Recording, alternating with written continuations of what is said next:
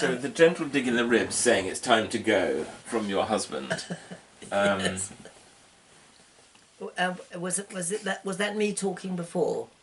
Or that was, oh no, that was what I was reading out. That Yeah, was so Mum. she said, That's right. yeah, your mum. So said, she said they're there watching this incredible that's right. show, and Yes. then there was a gentle dig in the ribs, Yes. which meant it's time Yes. to go. So Yes. have you ever been sitting in a sort of having to smile at some ghastly entertainment and then had a dig in the ribs from Dad? Alan. Yeah.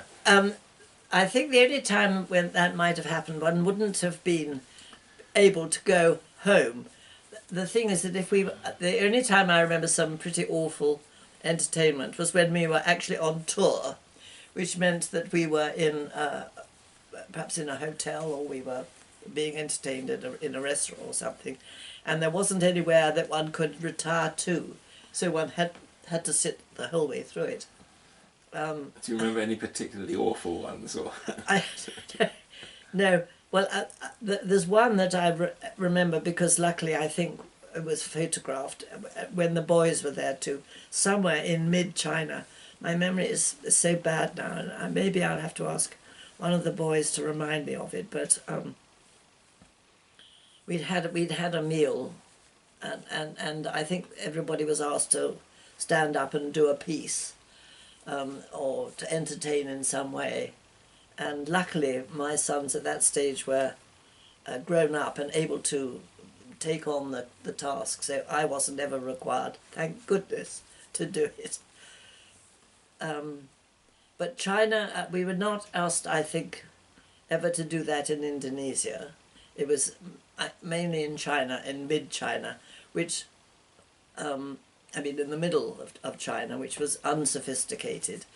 And hearing my mother's reminiscences remind me of that's how China was, although the details have now escaped my memory. I think it was, I actually remember it, it was I'm sure you do. It was some sort of cultural day, so they had representatives from the minorities. It was the minorities day. Yes. And so we had these people with their funny balalaika things, Yes. playing some plucking away, pling plong, plong, Yes. playing some songs, But and then someone dancing. Yeah, and but then, it wasn't in Peking, was it?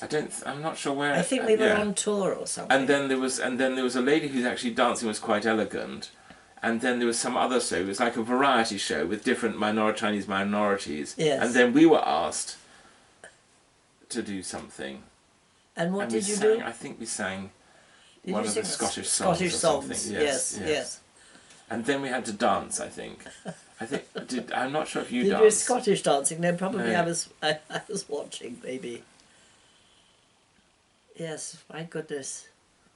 It's fascinating to hear my mother's descriptions of what she was doing, and luckily I've got sons who will remember better than I do a similar sort of way out experience in the middle of China. Does it bring back memories of your mother when you're Yeah, hearing her voice? Well, yes, absolutely. Although when she was at home in Cornwall, she was a completely different person to the one that actually wrote that. Those reminiscences were written long before I was born. I was born right at the end of her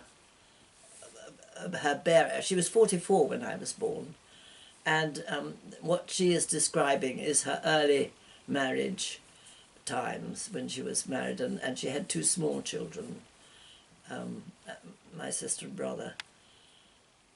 And I think it was wartime, shortly after I was born. I was born in 33, war came in 39, that's right. And her life had moved on considerably. She was the wife of a colonial secretary who occasionally had to be the governor of colonies. And so none of the sort of light-hearted jollity that's so evident in the notes that she wrote when they were just district governors or district administrators. But when she was together with Tangi, did you see them laughing and joking? Oh yes. I mean, what would they joke about? All the time. They had the most wonderful, and with Tibble, while she was still alive. The three of them together, they called themselves the Three Weird Sisters. And I've got this in the logbook, there's photographs of the three of them. And they had wonderful jokes together,